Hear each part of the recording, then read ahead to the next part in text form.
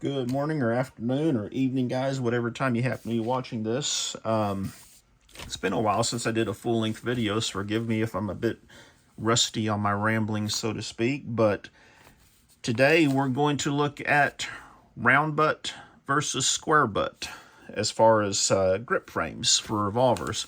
Now, for today's video, we're going to be looking at J-frames. I have two Model 36 J-frames here, which is one of each, one in the square butt, one in the round butt. But this, some of what I'm saying applies across the board for K-frames, for example, other revolvers that were made both in round and square butt offerings. So basically what I want to do, and this is not going to be a long video, but I just wanted to talk about the different type of grip, this being the square butt. And as you can see, on the square butt, you get the curve that comes down here to a point, and then it rounds over here like this, okay? Now, in comparing that to a round butt, you can see the grip has a much greater curve, and you can see it's actually just a little bit undercut. You see that, how it comes back this way? And the front of the grip is pretty much the same profile. See if I could do, it's very difficult to get these where you can see the profiles match. See that? It's the front of the grip is pretty much the same profile. It's all in the back of the grip through here. So what does that do? Well, in my opinion, if you're wanting a revolver to shoot recreationally, to enjoy shooting, the square butt is much more comfortable. Let me see if I can illustrate this. I have medium to largish size hands, usually in gloves, whatever. I wear about a medium, sometimes a large, depending on the type of glove that I have. So, but when you hold a square butt, you see how this part right here connects with the meaty part of my palm all the way back. It feels much, much more secure. Now, you'll see most modern day revolvers have much thicker grips. These are called the old splinter grips, as I call them, these old Smith Wesson grips. You have a much bigger distance between here and here. Let me show you an example real quick on that. This is a more modern day J-frame. This is the, that 22 mag. I can't remember the model number on it. Someone will ask, so I need to, okay, it's a 351 PD, it looks like. There we go. So this is a more modern day J-frame, and what you have in the more modern day ones is they put thicker grips in here, so basically you have more to fill up your hand from front to back. And even though this is a round butt, you can see it pushes further in back here, and that's because of the extra distance up in the front to back grip. Nice grip. And let me show you another one here. This is my wife's 642, and you can see the same thing again on most modern Smith revolvers.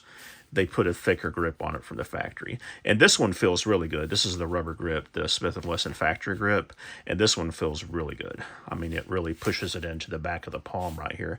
And what that does is that gives you a more comfortable shooting experience, especially if you're shooting some hotter 38s or something like that, or even 357 Magnum J-frames, which I don't happen to have one out right now. But yeah, it gives you a much more comfortable shooting experience. So you would wonder, well, why did they even stop making the square butt J-frames and just only make curve now? The answer to that question is I assume it's probably has something to do, for a long time they made in both varieties. This particular one is a 71 model of a Model 36. This particular one, I think, based on the serial number, if I remember right, this one's between 62 and 66, sometime in there. They have, they couldn't narrow it down very much on the Smith & Wesson book. I might be able to email Smith and give you an exact year on it. But anyway, it's irrelevant for this comparison. But I think basically anytime you're doing production for stuff, when you have two different varieties, like two different shapes of frames, it's going to be more expensive to make, because let's say you want to make 2,000 of these and you need to make 4,000 of these. It's a lot easier to make 6,000 pieces of one frame versus splitting up your production. And then there's another reason behind that too. I think Smith figured out, like with this, and then with the standard rubber J-frame grips that you see on most of the grips today, is that it's a lot cheaper just to make a thicker grip versus having to do a different frame. Definitely cheaper. So then that's what makes this a nice plus, a nice advantage. If you have an old splinter grip, you know, a little small, thin grip, round butt J-frame, all you have to do if you want a more comfortable shooter is get you some grips, some thicker grips, maybe some modern J-frame grips, or they even, some grip makers, as I recall, they even make grips where you have the look of a full square butt, but it's actually on a round butt.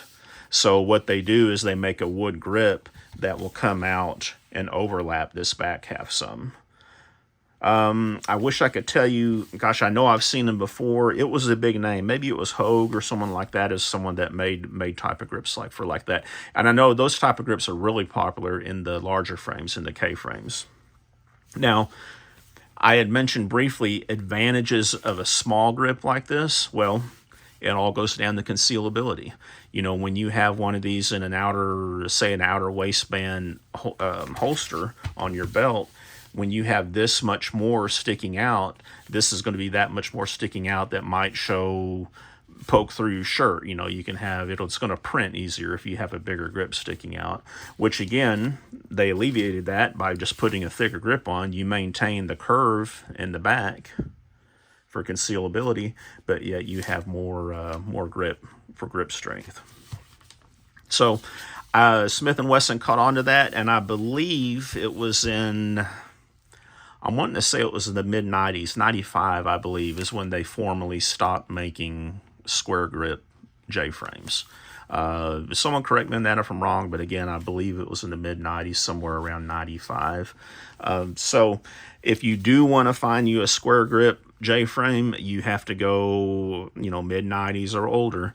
But if most people like me, we prefer the older Smith & Wesson revolvers anyway. So what better excuse do you need than to buy another revolver? Because, hey, you know what? That's the reason I came up on this one. I had this Model 36 previously. Found this one in a pawn shop at a really good price, actually. What better reason do I need than to have a square butt and a round butt together? You know, let me know if you guys agree with that analogy or not. But anyway, yeah, I just wanted to touch briefly on it today and let you know, or just show you some examples, because sometimes there is some confusion. You know, people are like, well, what's the difference between a square butt and a round butt? And hopefully this has kind of shed some light on that situation. And like I said, the good thing is if you do have a round butt, I think the round butt ones, even when they were making both, was probably more prominent. I don't have any facts behind that or research, but it's just based on the fact that I see a lot more older J-frames that are round butt versus square butt. But the good thing is if you do have a round butt, you can always put different grips on it to give you that square butt feeling.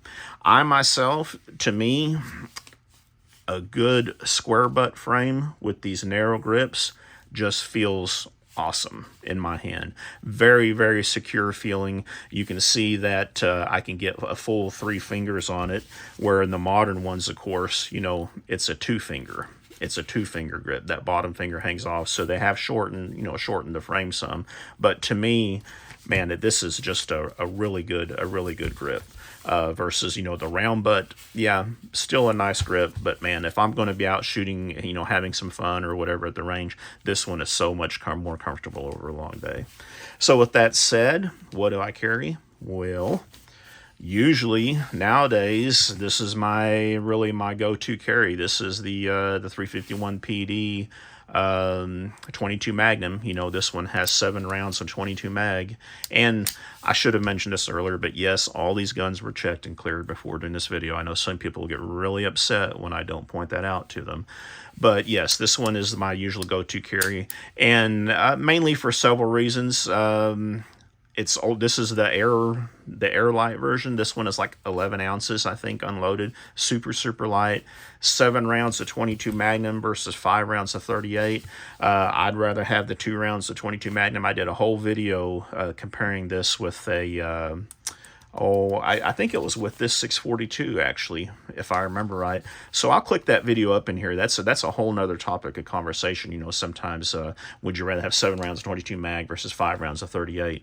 But yeah, and the biggest reason I enjoy carrying this the most, and the lightweight is probably the primary reason, but I can carry, you know, 10 rounds of reload in just one little single little strip a lot easier than I can carry extra 38 ammo. So, but yeah, that's the reason this is my primary carry these days. But let me tell you, sometimes it's fun to strap on a nice outer waistband leather holster and feel like you're a detective from the 60s or 70s carrying one of these classic Model 36s around. So, guys, thanks for watching. Let me know if you have any questions.